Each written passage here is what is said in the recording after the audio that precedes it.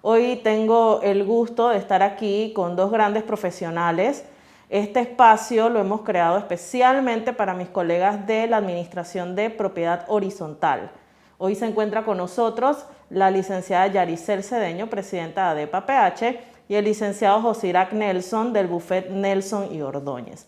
Yo he preparado unas preguntas que en mi experiencia y en estar pues en constante comunicación con mis colegas de Administración de Propiedad Horizontal, pues me he dado cuenta que necesitamos información de una manera mucho más en nuestro lenguaje de administradores. Para nosotros siempre ha sido un tema muy importante el análisis de la Ley 31 y sobre todo la sorpresa que nos hemos encontrado con la aprobación de la reglamentación por el decreto 151 del pasado 16 de junio. Entonces, para mí es importante que mis colegas administradores tengan información un poco más fácil de digerir y de entender. ¿Por qué? Porque nosotros acostumbramos siempre, por supuesto, a consultar con nuestros abogados de cabecera de cada una de las propiedades horizontales, pero muy pocos se han sentado con nosotros, pues, a ver de manera amplia lo que significa tener una reglamentación. Si de por sí ya la Ley 31 para algunos administradores es un poco complicada, imagínense ahora pues el análisis de la ley con la reglamentación. Entonces este va a ser el tema principal que vamos a desarrollar el día de hoy, pero antes una pequeña introducción aquí con el licenciado Josirac Nelson. ¿Qué tan difícil es constituir las propiedades horizontales? Usted que ha manejado pues, en trayectoria las constituciones desde el nacimiento del reglamento de copropiedad. Considero que constituir una propiedad horizontal, desde mi punto de vista, no sé si es difícil o es fácil, es complejo, porque todo inicia con el deseo o la imaginación de una persona, imaginándose un desarrollo inmobiliario en un lugar donde o es bosque o es una llanura o no hay nada. Entonces, para que eso se dé, al final, tienen que confluir una serie de factores, eh, como son el uso del suelo, como son los factores de construcción, porque uno puede ver un terreno y uno dice, bueno, puedo hacer un edificio aquí, pero no necesariamente el uso del suelo debe para hacer un edificio. O si el uso del suelo da para hacer un edificio, luego cuando los profesionales ingenieros estudian el suelo o la parte de adentro, la parte de abajo y lo que no se ve, para poner pilotes, por ejemplo, puede ser que no se pueda hacer un edificio como se imaginó. Entonces, son muchos factores hasta que tienen que ver con temas de uso del ordenamiento territorial del municipio donde está, factores de profesionales como ingenieros, arquitectos, hasta que finalmente llega lo que es la constitución del régimen de propiedad horizontal, que es algo que hoy en día yo recomendaría que vieran desde el principio, porque incluso las reservas hoy en día tienen que estar, o sea, aconseja o tienen que estar en el contrato de promesa de compraventa. Entonces, yo no diría que es fácil o es difícil, yo diría que es complejo. Y complejo quiere decir que entre mejor se piense y entre mejor se vean los detalles, mejor va a ser la calidad de vida de las personas que compren ese lugar, que al final son los que quedan por mucho más tiempo en una propiedad horizontal, los que compran. Ok, empecemos y hablemos un poquito en materia del aspecto de la reglamentación. Tenemos una ley 31 desde el 2010. ¿Qué tan factible o cuál hubiese sido el tiempo adecuado de reglamentarla? Bueno, yo creo que el tiempo adecuado para reglamentar una ley existe en medida de que esa reglamentación venga a solventar necesidades de las personas que trabajan o viven bajo esa ley. Es decir, una reglamentación debe buscar que esa ley se adecue más a las necesidades de las personas. a menos que la ley no diga, o que la ley diga, mejor dicho, tienen 6 meses para que el Ejecutivo reglamente la ley, no hay un tiempo determinado. La ley 31 es del 18 de junio del 2010 y empezó a regir el 18 de julio del 2010, un mes después de que se fue publicada en Gaceta Oficial. Y este año cumpliría, o va a cumplir, porque no va a desaparecer todavía, 10 años. Entonces, en 10 años puede ser que se hayan visto por parte de los que regentan, las autoridades del Ministerio de Vivienda, algunas necesidades que esa reglamentación venía a, a mejorar. Así es como se debe hacer, o sea, para mejorar a quienes viven regidos por esa ley. Ok. Yaricel, desde el punto de vista cuando nace ADEPA PH, ¿qué te motivó y definitivamente la creaste viendo pues la necesidad de que el administrador conociera la ley 31? Porque tenemos que ser realistas. Hay administradores empíricos que toman el de empleo, pero muchos ni siquiera saben que existe una ley 31. De allí nace ADEPA. ADEPA nace de haber detectado esa necesidad de que el administrador estaba sediento de información. Y de primera mano, lo primero que notamos es que la mayoría de los administradores desconocen, primero, cuál es su ley, que es la ley 31 del 18 de junio del 2010, y luego desconocen totalmente que existe un reglamento apegado a la creación de la propiedad horizontal, que es el reglamento de copropiedad, que también los rige.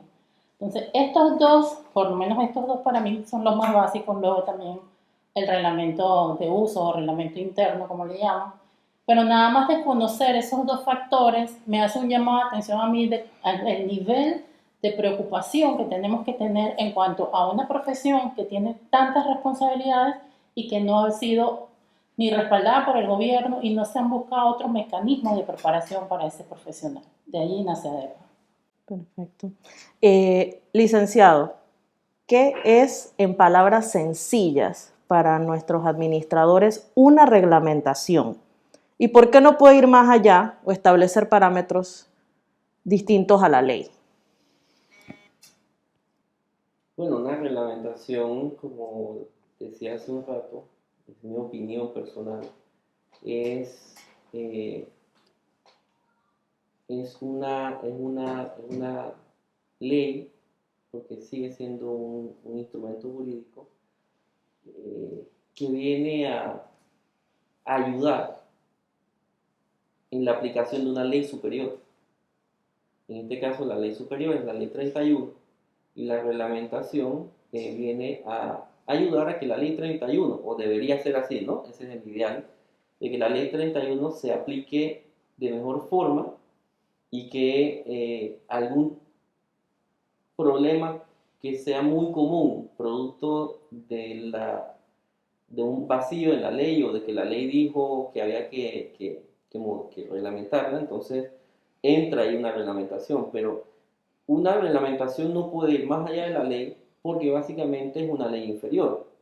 O sea, para nosotros, por ejemplo, explicándolo así de manera sencilla, está la Constitución, que es la norma superior, están las leyes aprobadas por la Asamblea Legislativa o de Diputados, y luego están los decretos ejecutivos, los decretos leyes, etcétera, ¿no?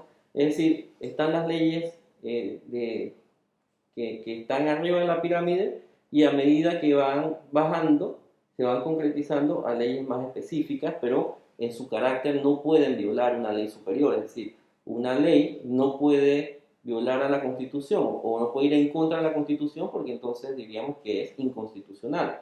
Entonces, si un reglamento se excede, o el órgano ejecutivo se excede en su capacidad de reglamentación y la reglamentación va en contra de la ley, entonces diríamos que esa reglamentación es ilegal o podría ser ilegal. Entonces, por eso una reglamentación no debe contraponerse a la ley, la debe complementar, diría yo que es una palabra buena para decir.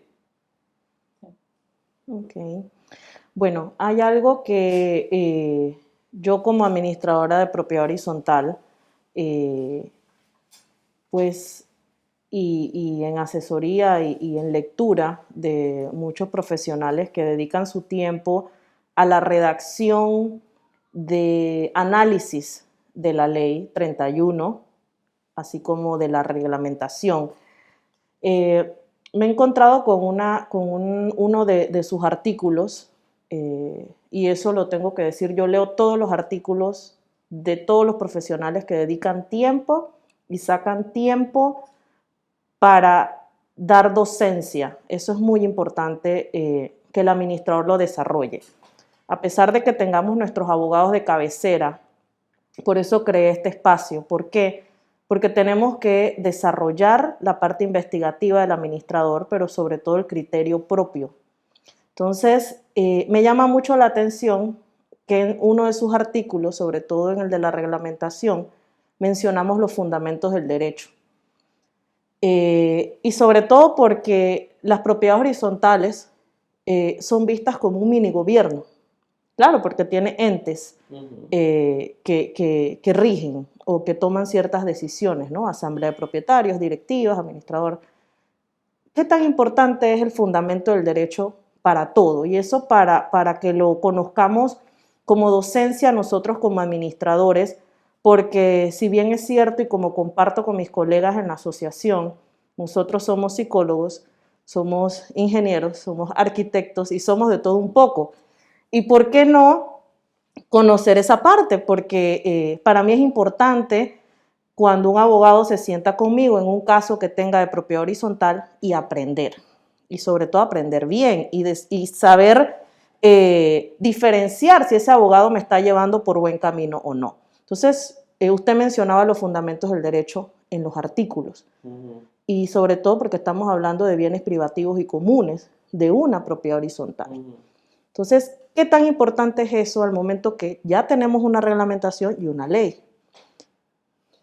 Bueno, nosotros en Panamá vivimos en un sistema de derecho, lo que llamamos comúnmente un Estado de Derecho. Un Estado de Derecho es un Estado que está fundamentado sobre leyes, es decir, que suelen tener las reglas claras. Esos estados fundamentados sobre leyes responden, esas leyes son creadas alrededor de principios fundamentales del derecho. Por ejemplo, nosotros tenemos unos principios básicos, hay muchos más, pero puedo mencionar unos que son muy básicos que toda persona sin ser abogado puede entender. Esa es la parte que yo quiero principalmente resaltar y que el administrador comprenda. ¿Qué es el fundamento principal, sobre todo como ciudadanos? Uno de los principales para usted, ¿cuál sería? Bueno, voy a mencionar unos principales muy básicos que todos pueden entender. Por ejemplo, nosotros vivimos en un Estado de Derecho en donde uno de los principales derechos, o los principales derechos son el derecho a la vida, por ejemplo. Todos tenemos derecho a vivir. Y de ese derecho a la vida salen un montón de leyes que van a permitirle a la persona pues, gozar plenamente de su vida. El derecho a la propiedad privada, el derecho a la libertad. En el caso de los PH, por ejemplo, de las propiedades horizontales o de las PH, no sé cómo se dice bien, son leyes que surgen del derecho a la propiedad privada. Porque en un PH, si uno lee la ley 31, el primer artículo dice qué es lo que reglamenta, o sea, qué viene a reglamentar o qué viene a regir, y lo dice la ley, es un tipo especial de propiedad. ¿Por qué? Porque confluye una propiedad singular con una propiedad común. Entonces, cuando la gente dice, es que mi apartamento es propiedad privada, es cierto. También hay que decir que los bienes comunes son propiedad privada, solamente que es propiedad privada compartida. No, pero no deja de ser propiedad privada. Entonces, cuando uno va a interpretar una ley, debe siempre fijarse en los principios del derecho.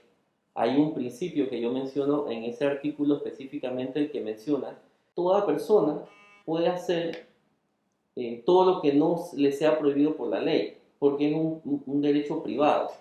si fuéramos, por ejemplo, si fuera un derecho público, un funcionario público solamente puede hacer lo que la ley dice que debe hacer. En cambio, una persona que no es funcionario público puede hacer todo lo que la ley no le prohíba. Entonces, en principio, por eso yo decía que en mi opinión, la ley 31 no me prohibía a mí hacer una asamblea, que yo decía virtual, pero puede ponerle el nombre que quiera con los elementos tecnológicos que se le permita, porque la ley no te dice que no se pueda. Eh, y bueno, por eso yo lo interpretaba de esa manera, en un sentido de estricta legalidad. O sea, yo puedo hacer todo lo que no me esté prohibido. No, y en mi lectura de distintos artículos, pues más de 2 colegas de ustedes, pues secundan eso. Definitivamente nosotros como administradores nos vemos un poco guiados en el aspecto que consultamos con un abogado, tiene una interpretación, consultamos con otro y tiene otra. Eso yo le comentaba a mis colegas que es lo rico del derecho, que es la interpretación en la cual pues, te da la libertad de entender lo que tú quieras entender. Sin embargo, siempre es importante conocer lo que hablamos ahorita, el fundamento del derecho, para nosotros tener ese criterio y saber de las 5 interpretaciones que consultamos, cuál es la más apegada a la ley. Entonces, por eso primero hablaba del fundamento de derecho, para partir de allí y poder analizar el tema de la reglamentación. Yaricel, ¿qué te has encontrado como dirigente de este gremio ADEPA después de que se promulgó la reglamentación con tus asociados? Lo que prevalece en el gremio, Dayana, es confusión. Lo que prevalece en el gremio es el tema de modificaron la ley, hay una nueva ley, ustedes me pueden mandar la nueva ley de propiedad horizontal. O sea, al final eso lo encontramos no solamente en redes, sino por correo o te llaman y te consultan. Esa gran confusión que existe en el gremio de los administradores, ¿no? Y todavía más allá, el administrador se ha centrado en un solo artículo, que es el artículo 52, el polémico artículo 52, que como tú bien dices, tiene muchas interpretaciones. Sin embargo, la ley tiene muchas cosas buenas, como yo le he dicho, mira, vamos a ver qué dice la reglamentación, porque no todo puede ser, vamos a darle duro a la reglamentación. También tenemos que hacer el extracto de las cosas buenas y de las cosas que, bueno, no nos gustan mucho y de las que nos gustan más o menos. Y eso es importante, que el administrador vaya más allá. El administrador se ha centrado en el polémico artículo 52, pero hay otros aspectos que tenemos que ver y de ir aprendiendo, como es el tema de la conciliación, que está también bastante detallado en el tema de la reglamentación y que ya lo contenía la ley. Entonces es ampliar eso, tratar de que el administrador vea mucho más allá, que la reglamentación tiene cosas buenas definitivamente, pero que también hay cosas que tenemos que cuestionar, no solamente el tema de que si las asambleas tienen que estar en el reglamento o si se pueden hacer solamente virtuales o mixtas y cuál es la plataforma, porque en eso nos hemos centrado porque claro, ahora mismo hay una necesidad urgente de todos estos administradores de realizar asambleas por todos los problemas que pueda tener una propiedad horizontal. Pero yo sí los invito a que ampliemos ese conocimiento y nos leamos toda la reglamentación y hagamos también un cuadro comparativo de las cosas positivas, de las negativas y si es posible hasta de las que no entendemos. Y las que no entendemos, entonces buscar a alguien que nos apoye, un profesional, y nos diga, mira, esto es así o a mí me parece así, y busque diferentes opiniones. Claro. Eso es lo importante. Hay algo que rescatar, sobre todo de la dirección que nos rija a nosotros o ese departamento al cual nosotros como administradores muchas veces acudimos a buscar respuestas. La Dirección de Propiedad Horizontal ha estado muy abierta a dar una explicación de la interpretación de la reglamentación. Hablemos del artículo 52, que es el que yo creo que muchos que van a escuchar esta entrevista pues quieren tener idea. Y sobre todo dentro de esta crisis en la cual no nos podemos reunir físicamente, pues con conocimiento de que las reuniones virtuales se dan en la esfera de propiedad horizontal y en otras desde hace mucho tiempo.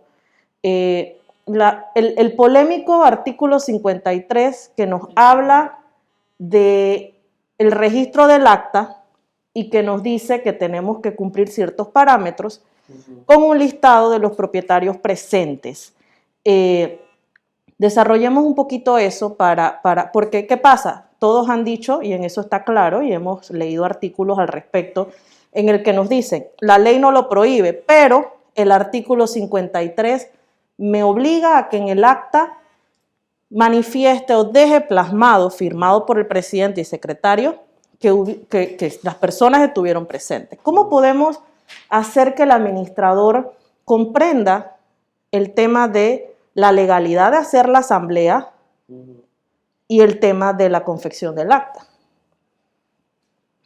Vamos a verlo desde el punto de vista de su experiencia y desde el punto de vista como administradora, no solamente ella, yo y nuestros miembros asociados que han tenido esa experiencia, porque nosotras estamos llenas de experiencia de ese administrador que está en campo. Y eso es importante. Creo que es importante, Dayana, que tengamos claro que no es que las asambleas están prohibidas, porque a mí me han llamado administradores súper preocupados que cómo voy a celebrar la asamblea y tenemos un problema urgente. Y yo digo, ¿cuántos son? Somos 12. Y yo digo, bueno, son 12 personas. Tienes un área social de cuántos metros cuadrados. Puedes celebrarla siempre y cuando cumplas las medidas de higiene y de bioseguridad que exige el MINSA. O sea, gracias a Dios, existen propiedades horizontales que son bastante manejables, de 15, de 20, de 24. Entonces yo le digo, no es que las asambleas estén prohibidas, es la reunión de una cantidad X de personas. Si tú tienes un pH tan manejable como de 12, 15, 20, 24, pienso que no debes de tener ningún problema. Y allí el administrador tiene que ser una persona bastante, como decimos, sentido común, ¿no? No puedes hacer que porque tienes 12 personas que van a asistir a una asamblea, no se puede hacer. Okay. Empezando por allí, no es que las asambleas no se puedan celebrar. Claro, hay un número que después de ese número ya es un problema, pero claro, hay asambleas con números pequeños que probablemente... Esas son para las asambleas que quieren, obviamente, el MINSA dijo un mínimo de 50 personas guardando la distancia y las medidas de bioseguridad. Eso yo creo que es claro y yo creo que con cierta docencia el administrador lo puede entender. ¿Con qué se encuentra el administrador ahorita? Que era, volviendo a la pregunta que dirigí ahorita, en el cual tenemos COVID, tenemos el tema de la pandemia, principalmente en un mes como marzo, que todavía hay propiedades horizontales realizando sus asambleas ordinarias. Vamos por julio. La Dirección de Propiedad Horizontal me dice, las asambleas virtuales no se pueden hacer hasta que no, ojo, el artículo 52 de la reglamentación no necesariamente menciona asamblea virtual, dice que puedes asistir a través de un medio electrónico. Pero tienes que modificar el reglamento de copropiedad. Bueno, no lo dice textualmente, entiendo que esa es una de las interpretaciones. Yo lo que pienso es que el tema del artículo 52 y de las plataformas para que las personas puedan acudir a una asamblea tiene que verse más allá del COVID.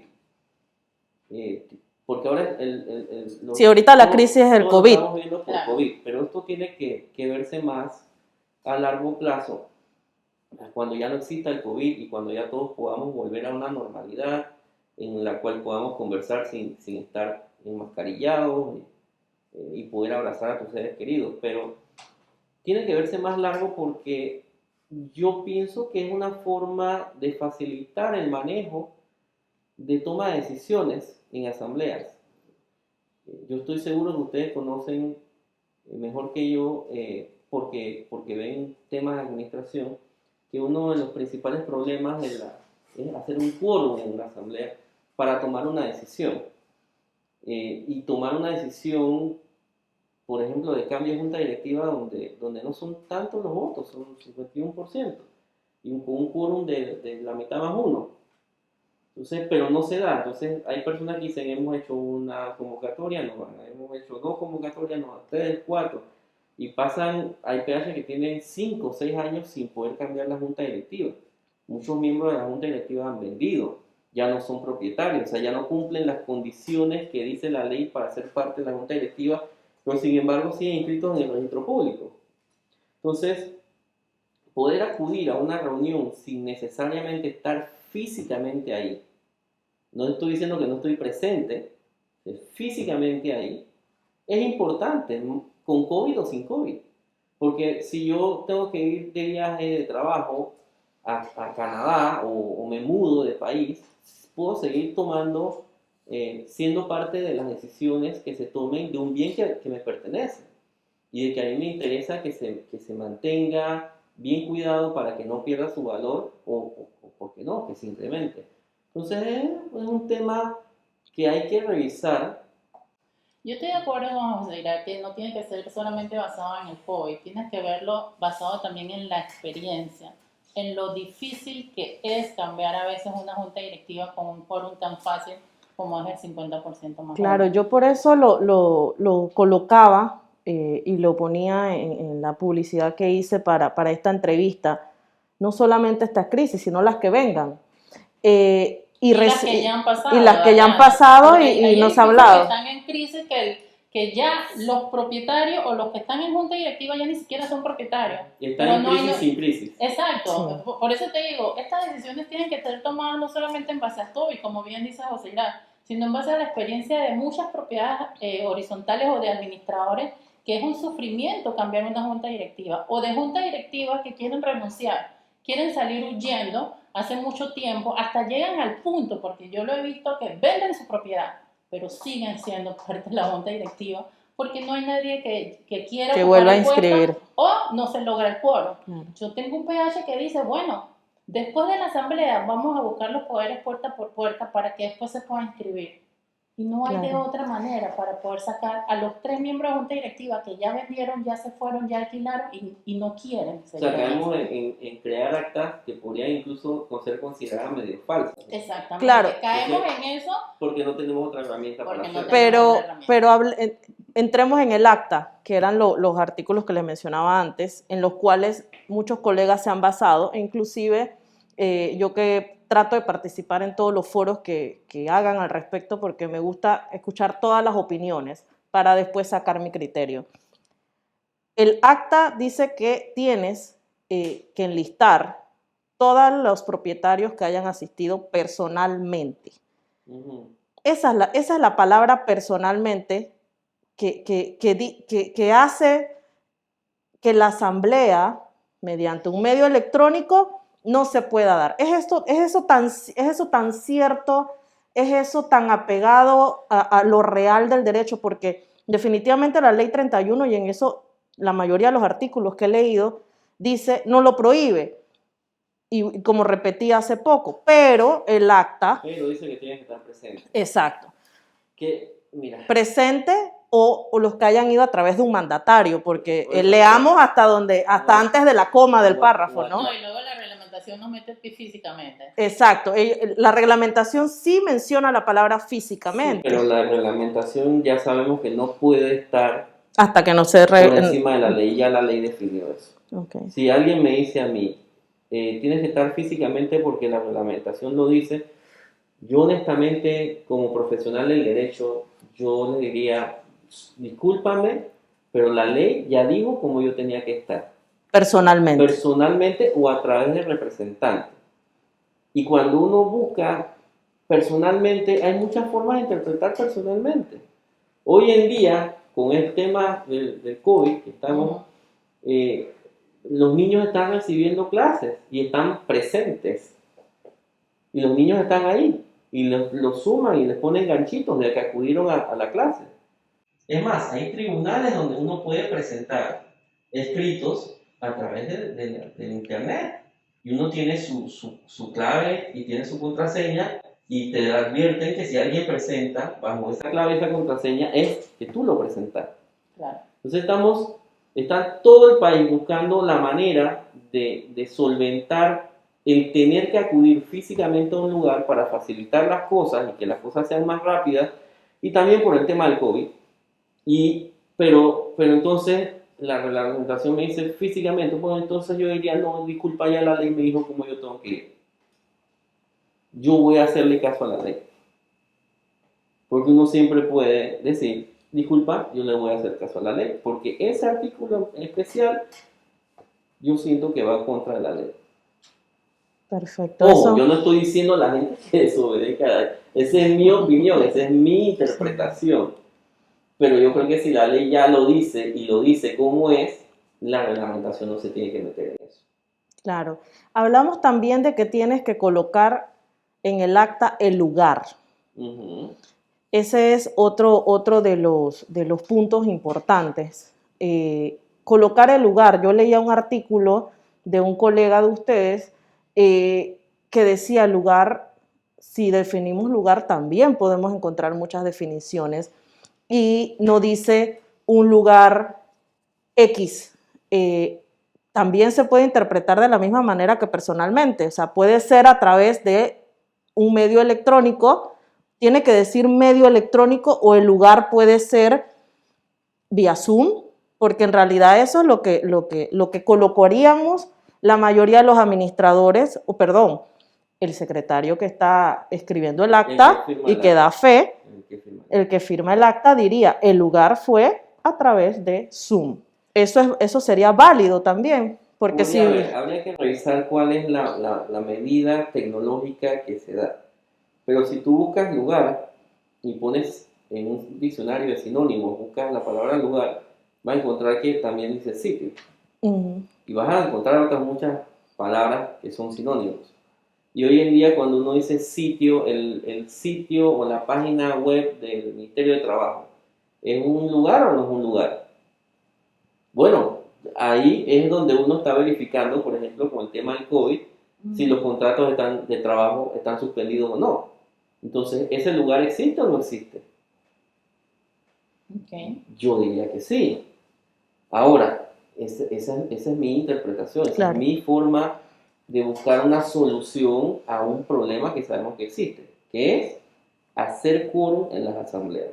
Ya desarrollamos un poquito la opinión legal sobre el tema de la asamblea y la condición o el por qué nos indican que no se puede realizar por el tema del acta.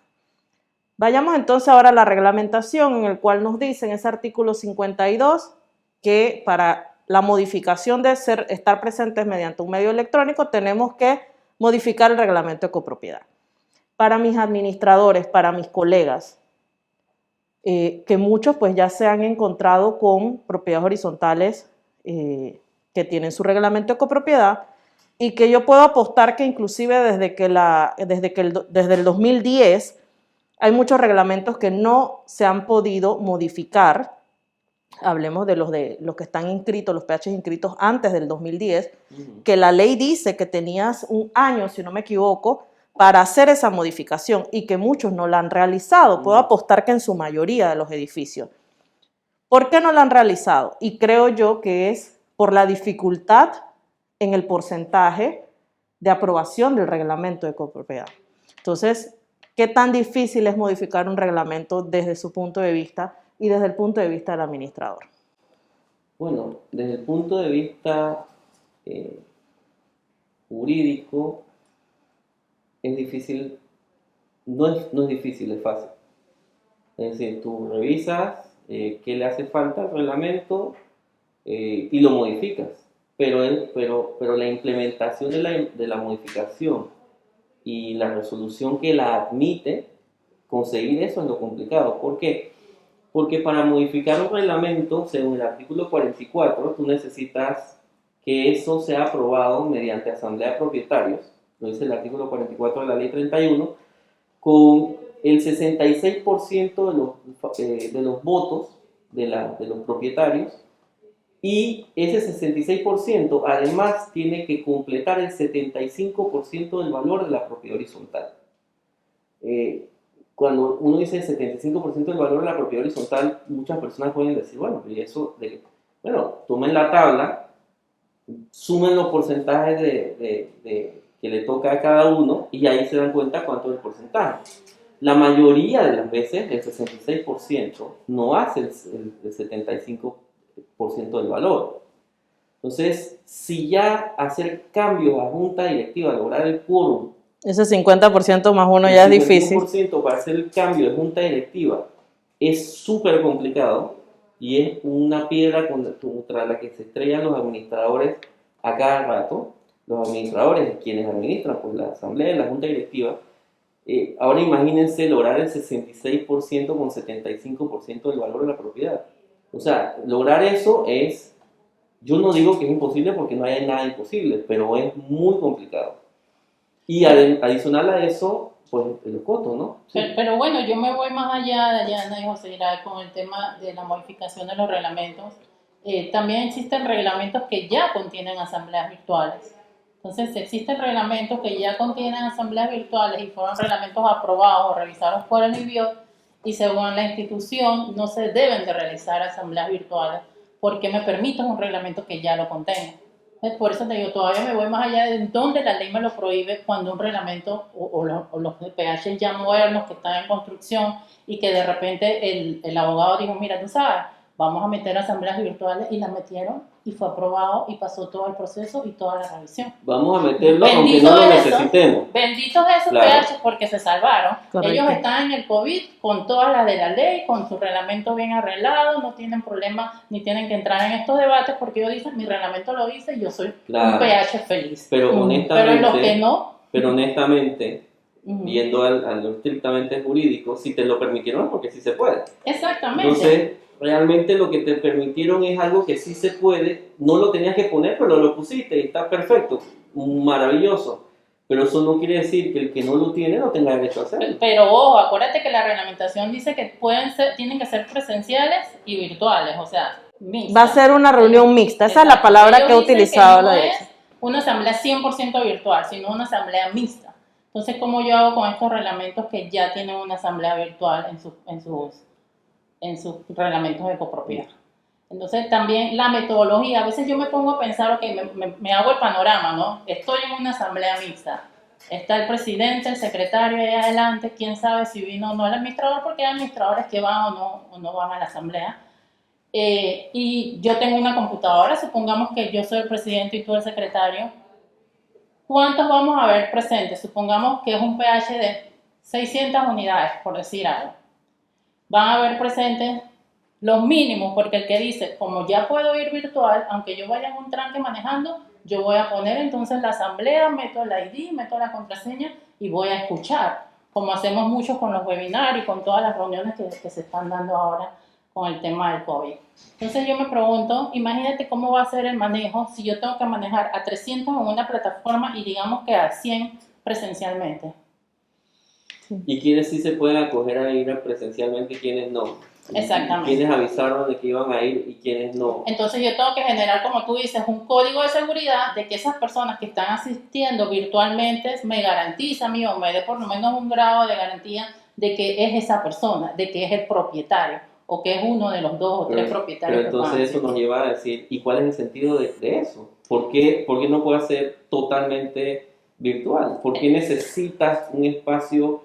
¿A quién perjudica si no lo haces así? Yo escuché todavía más, si me voy más allá, en uno de los comentarios de uno de los administradores que decía, después la asamblea se puede iniciar después que hayan 2 personas presenciales y todas las demás virtuales. Y yo decía, pero ¿en dónde dice eso en la ley o en la reglamentación? No lo dice dice en que ningún lado. no, o sea, si está el presidente solito, la asamblea puede iniciar y todos los demás virtuales, porque está el presidente solito, no sé, en el área social o en el área de juegos, quién sabe, en el lugar que hayan puesto en la convocatoria. Si estoy yo solita, que soy la presidenta, la secretaria está en su casa y los otros 600 también están en su casa, en su carro, en su casa de playa, en Francia, Canadá, en el lugar que sea.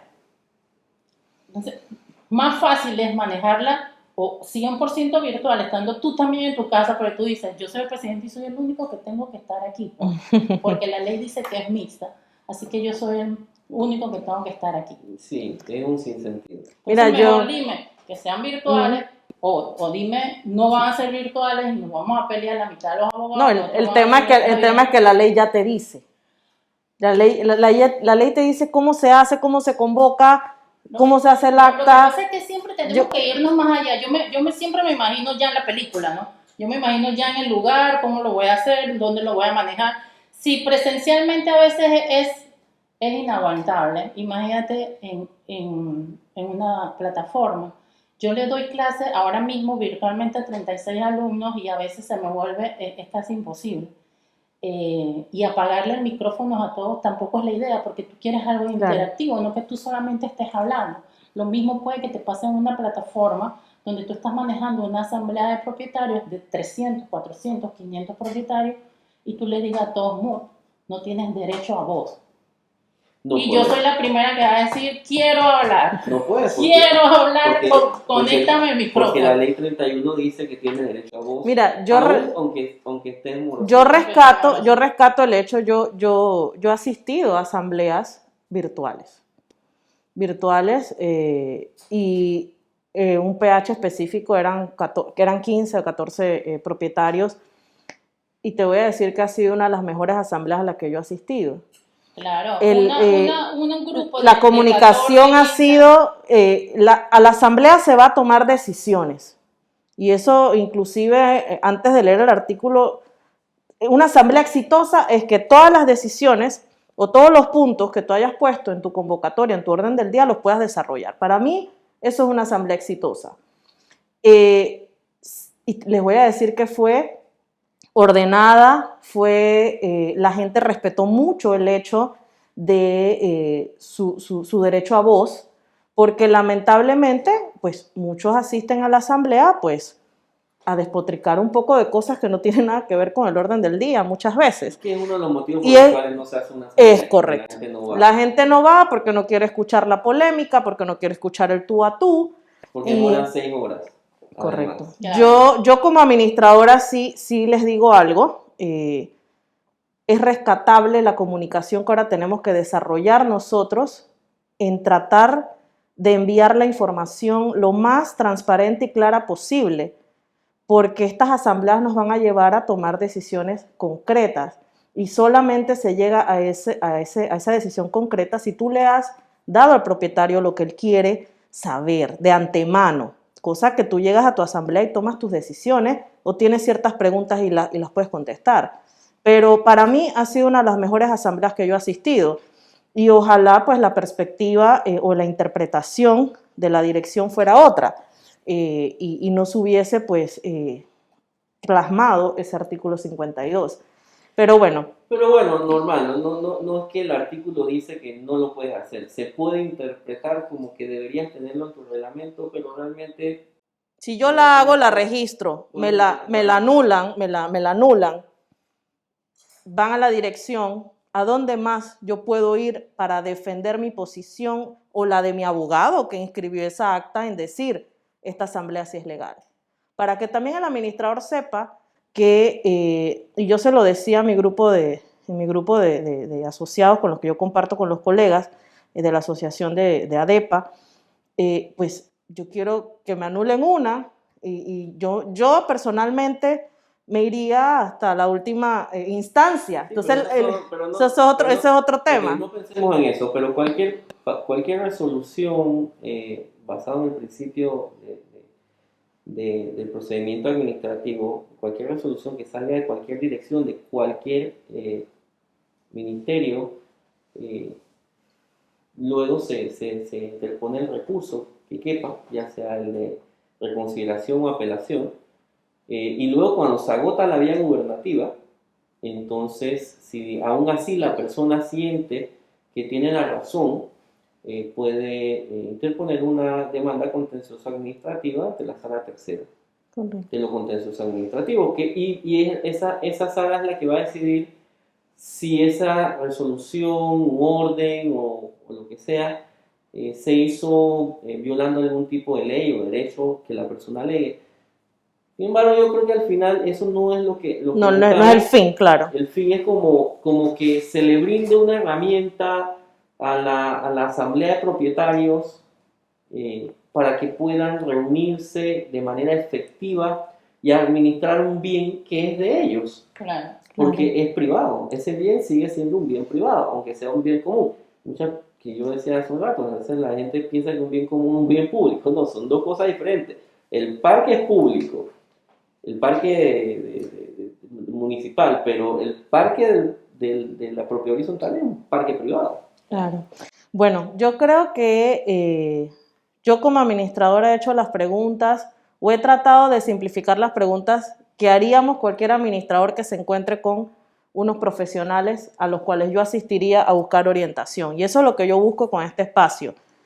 Tratar de que en ese lenguaje, en esta conversación que tengamos, ayudemos al administrador a sacar ese criterio investigativo. A mí me encantaría que el perfil del administrador y por lo cual yo estoy asociada y por el cual Yaricel creó esta asociación es ese perfil y la profesionalización del administrador. Entonces yo creo que me siento bien servida en este primer episodio. Esta reglamentación da para muchos más temas que más adelante vamos a desarrollar. Así que gracias por acompañarnos.